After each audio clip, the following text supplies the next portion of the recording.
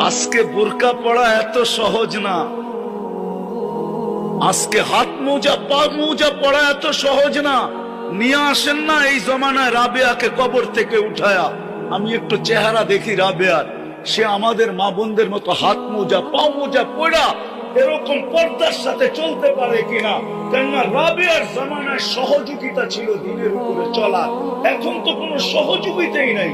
আল্লাহ রসুল বলছে, সাহাবারা জিজ্ঞাসা করছে, আল্লাহ রসুল বলছে তোমরা হকের উপরে চলার জন্য সহযোগিতা পাইতেছ, জিবরিলকে আসতে দেখতেছ, যাইতে দেখতেছ, কোরআন নাজেল হইতে দেখতেছ, আমি তোমাদের মাঝে আছি। এক জমানা আসবে তোমাদের আমল একটা করবে, তোমাদের চেয়ে 50 গুণ বেশি সওয়াব পাবে। আমাদের মা বোনদের ভিতরে রাবেয়া বসরির চেয়ে বড় আল্লাহওয়ালা আছে, হতে পারতো যদি মেসেজ যাইতো।